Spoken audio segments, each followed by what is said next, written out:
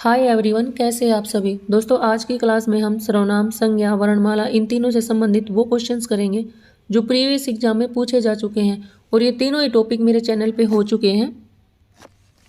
ये class Haryana SET, STET, TGT, PGT, PRT, REET, DSSB screening सभी के लिए इंपॉर्टेंट रहेगी। आप चाहे कोई भी एग्जाम दे रहे हो।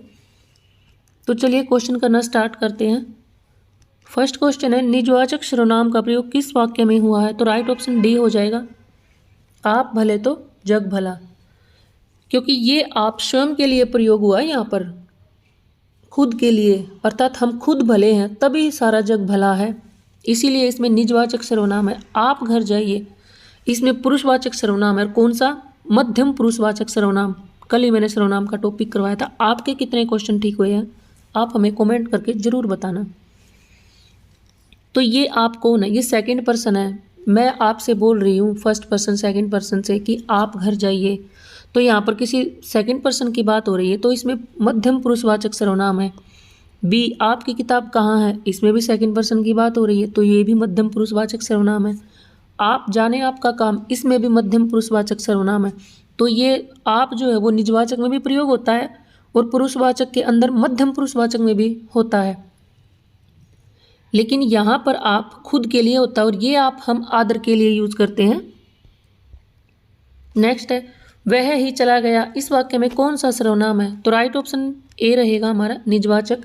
इसमें निजवाचक सर्वनाम है और ये क्वेश्चन काफ़ी बार एग्जाम में रिपीट हुआ है। इसका आंसर बच्चे पुरुषवाचक लगाते हैं, जबकि इसमें पुरुषवाचक सर्वनाम तो है ही नहीं। क्यों नहीं है? देखो, अगर इसमें ये ही नहीं होता ना, इस ही को हम हटा देते हैं, वह चला गया, अब इसमें पुरुषवाचक सर्वनाम बन जाता है। और उसमें भी कौन सा? अन्य पुरुषवाचक सर्वनाम, क्योंकि यहाँ पर किसी थर्ड पर्सन की बात हो रही है। लेकिन जब इसमें ये ही ऐड हुआ है, वह ही चला गया, अर्थात वह ही गया है, वो अकेला गया है, खुद गया है, वो किसी को साथ लेकर नहीं गया, वह ही गया है, यानी कि वह स्वयं गया है, तो इसमें निजवाचक सर्वनाम रहेगा। नेक्स्ट है, ममत्व शब्द में कौन सी संज्ञा है? तो राइट ऑप्शन सी हो जाएगा, भाववाचक संज्ञा है ममत्व शब्द में। ममता से बना है ममत्व शब्द, या फिर ममत्व से ममता शब्द बना है। ममता हिंदी का शब्द है, ममत्व संस्कृत का। तो ममता में भी भाववाचक संज्ञा ही है, क्योंकि ममता को आप छू नहीं सकते, आप उसको देख नहीं सकते, आप माँ की ममता को सिर्फ महसूस कर सकते हो। तो ममता और ममत्व में भाववाचक संज्ञा। लेकिन ममता अगर नाम बनकर आया हो, जैसे ममता बहुत अच्छी लड़की है, तो फिर ये व्यक्तिवाचक हो जाएगा। तो ऑप्शन के अकॉर्डिंग हमारे आंसर होते हैं। देखो, ये क्वेश्चन है कोई, इसमें बताना है कि व्यक्तिवाचक संज्ञा किसमें है। तो लड़की जातिवाचक है, लड़का जातिवाचक है, तो अब ये ममता हमारा व्यक्तिवाचक संज्ञा बन जाएगा। लेकिन अगर इसको इस तरह से डाल दे, ममता डाल दिया और तीन व्यक्तिवाचक संज्ञा आ गई, और फिर उसमें पूछ ले कि भाववाचक संज्ञा कौन सी है, तो फिर ममता भाववाचक बन जाएगा, क्योंकि ममता है कि महसूस करने की चीज़ है। माँ की ममता को हम सिर्फ महसूस कर सकते हैं। तो क्वेश्चन के अकॉर्डिंग हमारे आंसर होते हैं, इनमें से लुंठित व्यंजन बताओ। तो राइट ऑप्शन हमारा र हो जाएगा, र लुंठित व्यंजन है। और वर्णमाला का टॉपिक भी मैं करवा चुकी हूँ। अगला है, सर्वनाम कैसा शब्द है? तो राइट ऑप्शन हमारा रहेगा ए, सर्वनाम एक विकारी शब्द है। विकारी शब्द कौन से होते हैं? जिनमें हम परिवर्तन कर सकते हैं, जिन शब्दों में लिंग के कारण, कारक के कारण, वचन के कारण, काल के कारण जिनमें परिवर्तन होता है, वो विकारी शब्द होते हैं। और सर्वनाम में परिवर्तन होता तो जैसे मैं है, ये सर्वनाम है, अब मैंने इसमें से प्रत्यय जोड़ दिया तो मुझसे बन गया। मैं एक वचन है और हम बहुवचन है, तो इस तरह से परिवर्तन होता है, जबकि लिंग के कारण सर्वनाम में परिवर्तन नहीं होता है। तो सर्वनाम विकारी शब्द है, और ये तो बिल्कुल आप कोई भी एग्जाम दे रहे हो सभी में ही पूछा जाता है इस तरह का क्वेश्चन। और अविकारी शब्द क्या होते हैं? जिनमें कोई परिवर्तन नहीं होता, जो ऐसे के ऐसे रहते हैं, इनको हम अव्यय भी बोलते हैं, अव्यय। इस तरह से भी क्वेश्चन पूछा जा सकता है, और कितनी ही इजी हिंदी पूछी जाए इस तरह का क्वेश्चन तो फिर भी पूछ लिया जाता है। अव्यय होते हैं, अविकारी शब्द वो होते हैं जैसे इसलिए है, अब इसको आप तोड़ सकते हो, तेज है, किंतु है, परंतु है, इस तरह के शब्द अविकारी होते हैं। अब देखो, लड़का तेज दौड़ता है, लड़की तेज दौड़ती है, मतलब हमने लिंग चेंज कर दिया, लेकिन तेज पे कोई फर्क नहीं पड़ा, तो ये अविकारी शब्द है, अव्यय है। नेक्स्ट है इनमें से अघोष बताओ। तो राइट ऑप्शन हमारा ए हो जाएगा। कै अघोष व्यंजन है, जबकि ग, न, जय ये तीनों सघोष व्यंजन है। और कैसे हैं, देखो जो वर्ग का पहला और दूसरा वर्ण होता है ना, वो तो होता है अघोष, और तीसरा चौथा पांचवा होता है वो सघोष होते हैं। जैसे कै, ख, ग, घ, ड़ पहला क्या है, अघोष है। ख वो दूसरा है, तो वो भी क्या है, अघोष है। जबकि तीसरा चौथा पांचवा वर्ग के जो वर्ग में जो तीसरा चौथा पांचवा होते हैं वो सघोष होते हैं। तो कै, ख ये दोनों अघोष है, और ग, घ, अड़ ये तीनों क्या है, सघोष है। इस तरह से मैं करवा चुकी हूँ वर्णमाला का टॉपिक, जिन्होंने नहीं देखा वो देख सकता है। नेक्स्ट है कौन हो तुम बसंत के दूत। इस वाक्य में तुम शब्द में कौन सा सर्वनाम है। तो राइट ऑप्शन रहेगा बी, मध्यम पुरुष। तुम शब्द में पूछा है, रेखांकित करके पूछते हैं वो, कौन हो तुम बसंत के दूत में तुम शब्द में कौन सा सर्वनाम, तो मध्यम पुरुष है तुम, जिसमें सेकंड पर्सन की बात होती है, तुम, तुम्हारा, आप। तो इसमें मध्यम पुरुष पुरुषवाचक सर्वनाम है इसमें, और पुरुषवाचक में भी कौन सा, मध्यम पुरुष पुरुषवाचक सर्वनाम। नेक्स्ट है इनमें से अलप प्राण बताओ। तो राइट ऑप्शन हमारा रहेगा ए हमारा राइट ऑप्शन हो जाएगा। पै, इनमें से अलप प्राण किस में है, तो पै जो है ये हमारा अलप प्राण है, जबकि फै, थ, भै ये महाप्राण है। अलप प्राण में क्या होता है, वर्ग के पहला तीसरा पांचवा, जैसे कै, ख, ग, घ, अड़ तो पहला और ग तीसरा है और पांचवा ये तीनों अल्प प्राण है, और दूसरा जो ख है और चौथे नंबर का घ ये महाप्राण है। इस तरह से होता है। तो ये तीनों महाप्राण है और पै इसमें अल्प प्राण है। अर्थ के आधार पर संज्ञा कितने प्रकार की होती है, ये क्वेश्चन बहुत बार पूछा जाता है। अर्थ के आधार पर संज्ञा के कितने भेद होते हैं। तो अर्थ के आधार पर संज्ञा के 5 भेद होते हैं। अर्थ के आधार पर संज्ञा के कितने भेद होते हैं, 5 होते हैं। और ये क्वेश्चन बहुत बार एग्जाम में पूछा जाता है, और ये अलग अलग तरह से पूछा जाता है। देखो अगर ये पूछा जाए कि अर्थ के आधार पर संज्ञा के कितने भेद होते हैं, किसी भी एग्जाम में पूछा जाता है ये क्वेश्चन, तो अर्थ के आधार पर संज्ञा के 5 भेद होते हैं। व्यक्तिवाचक, जातिवाचक, भाववाचक, द्रव्यवाचक और समूहवाचक या फिर समुदायवाचक, ये 5 होते हैं। और उत्पत्ति के आधार पर, व्युत्पत्ति के आधार पर और मूल रूप से संज्ञा के 3 भेद होते हैं, व्यक्तिवाचक, जातिवाचक, भाववाचक। अब ये द्रव्यवाचक और समूहवाचक कहाँ चले जाते हैं, तो ये जातिवाचक संज्ञा के भेद हैं। अगर सिंपल ये क्वेश्चन पूछ लिया जाए कि संज्ञा कितने प्रकार की होती है, तो भी 3 हमारा आंसर रहेगा, 5 सिर्फ अर्थ के आधार पर रहेगा। ये पूछा गया था एक बार क्वेश्चन। कौन सर्वनाम का विकारक शब्द नहीं है।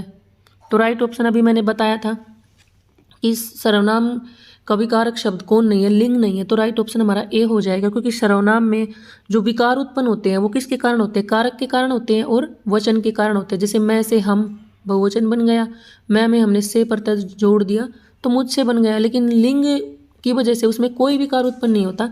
तो सर्वनाम का विकारक शब्द नहीं है, वो लिंग है, जबकि उसके विकारक शब्द कारक और वचन है। नेक्स्ट क्वेश्चन है लड़का दौड़ रहा है में लड़का शब्द का भाववाचक बताओ। तो राइट ऑप्शन हमारा ए हो जाएगा, लड़कपन, क्योंकि लड़कापन नहीं होगा, लड़को लड़के ही नहीं होगा, क्योंकि लड़का में क्या है, जातिवाचक संज्ञा है, और लड़कपन क्या एक भाव ही तो है, छू थोड़ी ना सकते हैं हम उसको। लड़के में क्या है, लड़कपन है, उसको महसूस कर सकते हैं। तो राइट ऑप्शन हमारा ए हो जाएगा। कौन सा शब्द भाववाचक संज्ञा नहीं है। तो राइट ऑप्शन ए हो जाएगा, मिठाई में भाववाचक संज्ञा नहीं है। बचपन में भी भाववाचक है, चतुराई में भी, क्योंकि वो चतुर है, स्मार्ट है, उसको हम महसूस कर सकते हैं, तो दिखाई थोड़ी ना देता। लड़ाई में भी भाववाचक संज्ञा है, क्योंकि देखो जब 4 लोग लड़ रहे हैं तो वो लड़ाई जब कर रहे हैं तो वो लड़ाई नहीं दिखती हमें सिर्फ वो 4 लोग दिख रहे हैं। अगर लड़ाई हो रही है और उसके 2 मिनट बाद वो हंसने लग जाते हैं तो भी हमें वही 4 व्यक्ति दिखते हैं। तो लड़ाई में भी भाववाचक संज्ञा है। मिठाई में सिर्फ भाववाचक संज्ञा नहीं है, मिठाई में जातिवाचक संज्ञा है, क्योंकि मिठाई का नाम नहीं दिया, यहाँ पर किसी विशेष मिठाई की बात नहीं हो रही है, तो ये जातिवाचक संज्ञा है। इनमें से समूहवाचक संज्ञा बताओ। तो राइट ऑप्शन हमारा हो जाएगा डी, कक्षा, शेर, छात्र, पशु, सब में जातिवाचक है। शेर में भी जातिवाचक है, क्योंकि किसी विशेष शेर की यहाँ पर बात नहीं हो रही है, शेर भी अलग अलग तरह के होते हैं।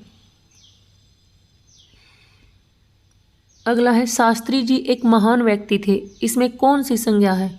तो राइट ऑप्शन हमारा हो जाएगा व्यक्तिवाचक डी। क्यों? क्योंकि देखो शास्त्री तो एक जाति होती है, बहुत सारे शास्त्री होते हैं। शास्त्री में अगर सिंपल आपको शास्त्री मिले तो हमारा आंसर हो जाएगा जातिवाचक। लेकिन ये शास्त्री किसी महान व्यक्ति के लिए प्रयुक्त हुआ है, लाल बहादुर शास्त्री के लिए, जो कि एक ही थे, उन जैसा कोई नहीं है, तो इसलिए अब ये व्यक्तिवाचक बन गया। वरना तो शास्त्री में जातिवाचक संज्ञा होती है। इस तरह से बनता है। एक और क्वेश्चन भी आता है, जैसे जयचंदों से सावधान रहना चाहिए। अब जयचंद में व्यक्तिवाचक संज्ञा है, लेकिन हमारा आंसर वहाँ पे जातिवाचक जाएगा, क्योंकि जयचंदो यानी कि जितने भी देश के गद्दार हैं सभी की बात हो रही है वहाँ पर। इसमें से किस विकल्प में सर्वनाम संबंधी अशुद्धि है? ऑप्शन ए, आपके कहने पर मैं दिल्ली जा रहा हूँ, तो इसमें तो कोई अशुद्धि नहीं है, क्योंकि आपके कहने, पहले तो मैं इसका राइट ऑप्शन आपको बता दूं, इसका राइट ऑप्शन है बी। इसमें सर्वनाम संबंधी अशुद्धि है, क्योंकि आपके कहने पर मैं दिल्ली जा रहा हूँ, ये सेकंड पर्सन है और मैं फर्स्ट पर्सन हूँ, इसमें कोई गलती नहीं है। आपके हाथों में जो कलम है वह मेरी है, इस क्वेश्चन में ये डी ऑप्शन गलत है भाई, इसकी जगह ये नहीं आना था, इसकी जगह था मैंने अपना काम कर लिया, इसकी जगह था मैंने अपना काम कर लिया। तो देखो मैंने अपना काम कर लिया, इसमें कौन सा सर्वनाम है? इसमें है निजवाचक सर्वनाम, क्योंकि मैंने अपना काम स्वयं किया है, ये जो डी ऑप्शन है। और सी, आपके हाथों में जो कलम है वह मेरी है, तो इसमें कौन सा संबंधवाचक सर्वनाम है। इसमें कैसे है कि आपके हाथ में जो कलम है वह मेरी है, इसमें एक संबंध स्थापित हो रहा है। जो लोग अंदर आना चाहते हैं वह आ सकते हैं, इसमें गलती है, ये हमारा राइट ऑप्शन रहेगा बी। क्यों? देखो बी में क्या है, जो लोग अंदर आना चाहते हैं, ये बहुवचन है, वे अंदर आ सकते हैं, यहाँ पर वह नहीं आएगा, यहाँ पर वे आना था। जो लोग अंदर आना चाहते हैं वे अंदर आ सकते हैं। आपके कहने पर मैं दिल्ली जा रहा हूँ, इसमें पुरुषवाचक सर्वनाम है, और पुरुषवाचक में भी उत्तम पुरुषवाचक सर्वनाम है, तो गलती इसमें थी, यहाँ पर वह नहीं वे आएगा, तो राइट ऑप्शन हमारा बी था। इनमें से कौन सा शब्द जातिवाचक नहीं है? तो राइट ऑप्शन हमारा रहेगा परिवार। परिवार में जातिवाचक परिवार में जातिवाचक संज्ञा नहीं है, यहाँ पर संज्ञा नहीं लिखा भाई, तो परिवार में जातिवाचक संज्ञा नहीं है।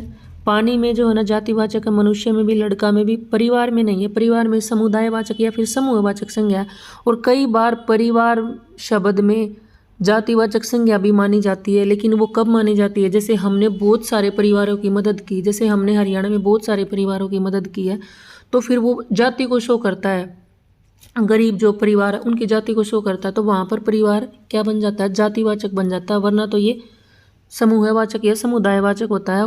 क्वेश्चन के अकॉर्डिंग हमारे आंसर होते हैं। वे तुम्हारी पुस्तकें हैं, वाक्य में सर्वनाम बताओ,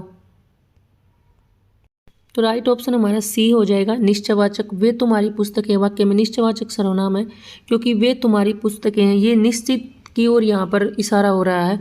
वे पुस्तकें किसकी हैं? तुम्हारी हैं। और मैंने कल क्या बताया था कि जस्ट सर्वनाम के बाद अगर संज्ञा शब्द आता है तो उसमें क्या होता है?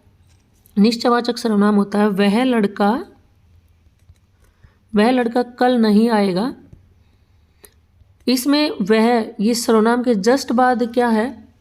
वो संज्ञा है, तो इसमें तो 100% आपका क्या होगा कि निश्चयवाचक सर्वनाम ही होगा। और अगर यहाँ पर सार्वनामिक विशेषण पूछ रखा हो तो ये सार्वनामिक विशेषण हो जाएगा।